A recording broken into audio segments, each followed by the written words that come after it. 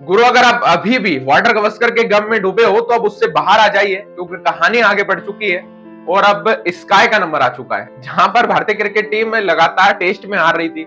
मतलब कि हम न्यूजीलैंड से हारे, ऑस्ट्रेलिया से हारे, ओडीआई की बात करें तो श्रीलंका से हारे, लेकिन T20 में नहीं हारे। वर्ल्ड कप जीतने के बाद से जब से स्काई यानी सूर्या भाऊ सूर्य कुमार यादव के हाथ में जब से कप्तानी मिली है, तब से हम T20 में नहीं हारे हैं। लगातार साउथ अफ्रीका हो, चाहे वो ऑस्ट्रेलिया हो, चाहे बांग्लादेश हो, कोई भी हो, सबको लगातार पेलते हुए आ रहे हैं। चाहे फिर श्रीलंका क्यों ना हो, सभी को लगातार सूर्या भाऊ के कप्तानी में हराते हुए आ रहे हैं। और अब इंग्लैंड और इंडिया का T20 का स्क्वाड जो था वो बीसीसीआई ने अनाउंस कर दिया है। 22 जनवरी से अंग्रेजों से भारत में ही भिड़ेंगे और उसको लेकर जो टीम बीसीसीआई ने जारी करी है, उसको लेकर अब लोगों के मन में कई सवाल है, क्योंकि कुछ ऐसे परिवर्तन हुए हैं उस टीम के अंदर जो आपको चौंकाने वाले हैं। कुछ ऐसे नाम जिनको मौका नहीं मिला है, वो भी आपको हैरान करने वाले हैं। तो आइए आज के इस वीडियो में हम लोग इंडिया और इंग्लैंड के बीच में जो 5 मैचों की T20 श्रृंखला होने वाली है, उसको लेकर जो स्क्वाड बीसीसीआई ने अनाउंस किया है, उसके थोड़े हाइलाइट्स को समझते हैं। अब इस हाइलाइट में सबसे बड़ा नाम है सूर्य कुमार यादव, जो कि डेफिनेटली कप्तान है, तो उनको लेकर तो कोई बात नहीं है। लेकिन दूसरा जो नाम है वो है अक्षर पटेल।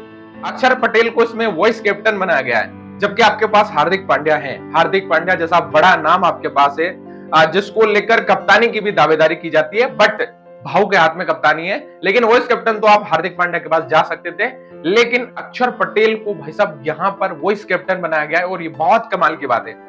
अब गौतम गंभीर का एक बहुत पुराना वीडियो वायरल हो रहा है, जिसमें उन्होंने धोनी और उनके बीच में जो कुछ हुई थी कहानी, उसको लेकर उन्होंने कहा था एक सीरीज के अंदर कप्तान तो धोनी होते हैं, वाइस कैप्टन होते हैं वहां पर गौतम गंभीर, और जब मैच हारते हैं तो वाइस कैप्टन यानी गौतम गंभीर को हटा दिया जाता है और दूसरे को वाइस कैप्टन बना दिया जाता है। और उसी को लेकर गौतम भाई ने कहा था कि भाई साहब ऐसा कैसे हो सकता है कि आप सीरीज हारने के बाद आप वाइस कैप्टन को हटा दो और कप्तान वहीं पर। लेकिन अब गौतम गंभीर ने भी वही कर दिया है भाई साहब, तो वाइस कैप्टन को चेंज कर दिया है, तो अब लोग गौतम गंभीर को भी टारगेट कर रहे हैं। वैसे मनोज तिवारी ने सही कहा था, अगर उनका इंटरव्यू नहीं देखा हो तो फिर एक बार जाकर जरूर देखिएगा।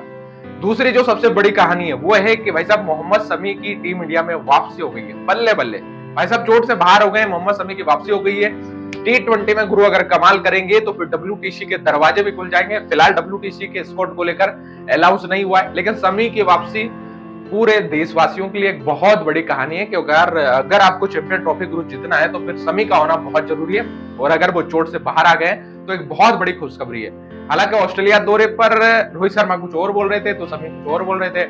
रोहित शर्मा का कहना था कि भाई साहब वो चोटिल है और उन्हें टीम में कैसे जगह दे सकते। वहीं पर हमारे शमी भाई का कहना था कि यार मैं तो फिट हूं यार, मुझे तो मौका मिलना चाहिए। फिलहाल कहानियां पीछे छोड़कर आगे की कहानी तो यह है कि शमी को मौका मिल गया है। और भी बड़ी कहानी की बात करेंगे तो वो ये कि श्रेयस अय्यर को एक बार फिर से मौका नहीं मिला है, जो कि 2024 में कमाल कर रहे थे, लेकिन उन्हें T20 के स्क्वाड में जगह नहीं मिली है। ऋतुराज गायकवाड़ इनकी किस्मत खराब कहो, क्योंकि यार इतना कमाल करने के बाद भी ऋतुराज को एक बार फिर से मौका नहीं मिला। शिवम दुबे बड़ा नाम, इनको भी मौका नहीं मिला है। रजत पाटीदार जिन्होंने कमाल किया था, मध्य प्रदेश की टीम को ये फाइनल में लेकर गए थे, बावजूद इनको भी मौका नहीं मिला। तो रजत पाटीदार को लेकर भी बड़ी कहानी है। अगर आप नाम आगे जोड़ दो तो फिर कुलदीप यादव और ईशान किशन भी हैं। तो ऐसे बड़े नाम जिन पर बिल्कुल भी नजर नहीं गई है इस T20 के स्क्वाड में, जो बहुत चौंकाने वाला है। अगर दो और नाम की बात करें तो यशस्वी जायसवाल जो T20 में ओपन करते थे, उन्हें मौका नहीं मिला है, और साथ ही यहाँ पर ऋषभ पंत को भी मौका नहीं मिला है। ऋषभ पंत भी आपको देखते हुए नजर नहीं आएंगे, क्योंकि संजू सैमसन को यहाँ पर जो है विकेट कीपर के तौर पर रखा है, और बैकअप विकेट कीपर के तौर पर ध्रुव जुरेल को मौका मिला है, लेकिन ऋषभ पंत को मौका नहीं मिला। हालांकि कहानी ये है कि भाई साहब उनको चैंपियन ट्रॉफी में मौका दिलाने का प्रयास होगा, इसलिए रेस्ट दे दिया गया होगा, ऐसी कहानी सामने आ रही है, इसलिए ऋषभ पंत का नाम नहीं। लेकिन यशस्वी का ना होना एक चौंकाने वाली कहानी हो सकता है कि यार यशस्वी को भी चैंपियन ट्रॉफी के लिए ट्राई किया जाए, ऐसी कुछ कहानी हो सकती है। तो यशस्वी यानी कि वाटर गवस्कर ट्रॉफी में खेलने वाले खिलाड़ियों में सभी को तो नहीं, लेकिन एक बंदे को मौका मिला है, वो है नीतीश कुमार रेड्डी। इन्हें T20 के स्क्वाड में जगह मिल गई है। यशस्वी और ऋषभ पंत आपको T20 के स्क्वाड में नजर नहीं आएंगे, और ये बड़ी कहानी है। आगे बात करेंगे संजू बाबा के बारे में। संजू बाबा को मौका मिला है और वो परमानेंट है। जिस तरीके से उन्होंने साउथ अफ्रीका में बैक टू बैक सेंचुरी लगाई थी, भाई साहब उस बंदे ने कमाल कर दिया, और फिर उनको बाहर करना भी आसान नहीं था। और संजू बाबा को एक बार फिर से मौका मिला है विकेट कीपर के तौर पर।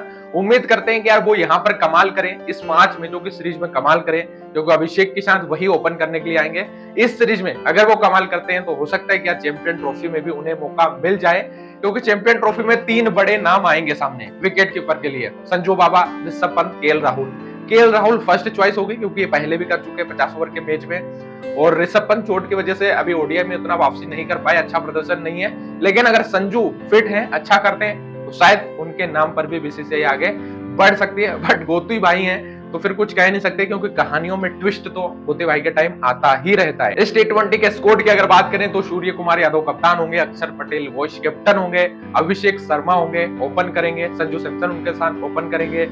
उसके बाद फिर तिलक वर्मा है, और तिलक वर्मा के बाद फिर हार्दिक पांड्या है, हार्दिक पांड्या के बाद अक्षर पटेल का नाम तो मैंने आपको बता ही दिया है।